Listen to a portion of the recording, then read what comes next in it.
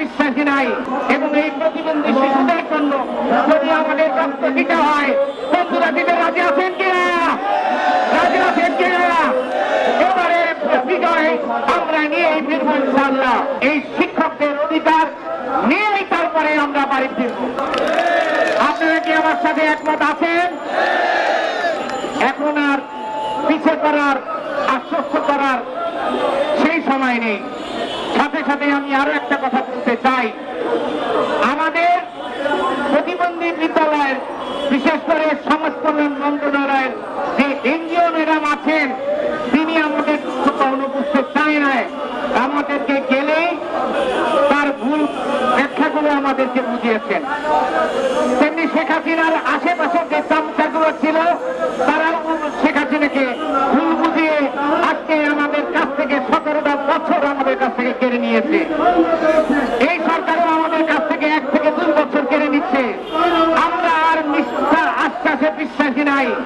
এরকম তত্ত্বাজা মানুষ, তত্ত্বাজা নেতৃত্ব নিয়ে আমরা এই রাজপথে আন্দোলনে থেকে এই প্রতিবন্ধী শিশুদের অধিকার, প্রতিবন্ধী শিশু মায়েদের অধিকার এবং এই শিক্ষকদের অধিকার নিয়েই আমরা ফিরব। আমাদের সামনে আরো কিছু লোক আছে, নেতৃত্ব আছেন, তাদেরকে আপনারা বুঝবেন না, এই কারণে তাদেরকে মিথ্যা আশ্বাস দিয়েছে। তারা তাদের প্রতি সম্মান দেখিয়ে এই রাজপথ ছেড়ে দিয়েছে বারবার। এইবার আর রাজপথ ছাড়ার নাই।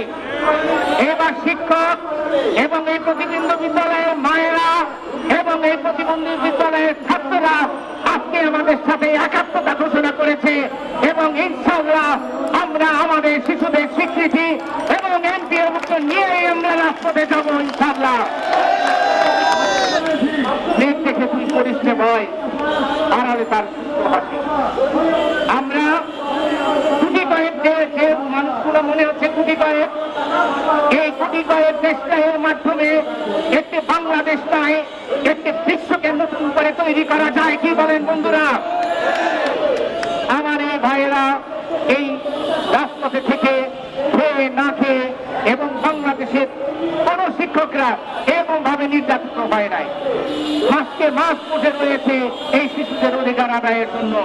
এই দায়িত্ব শুধু শিক্ষকদের, এই দায়িত্ব শুধু আমরা তাদেরকে বুকে ধারণ করিয়ে এদের না মায়েদের, এই দায়িত্ব রাষ্ট্রের, এই দায়িত্ব এই সমাজের বিবেকবান সমাজ।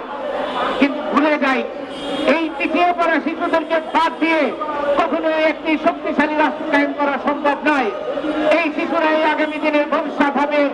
এই শিশুদেরকে দানা লুলা পুরা বানিয়ে রেখে রাষ্ট্র কিভাবে তারা একটি উন্নয়নশীল এবং প্রগতিশীল রাষ্ট্র করতে চায়। এনজিওরা স্লোগান দিয়ে কাজ হবে না।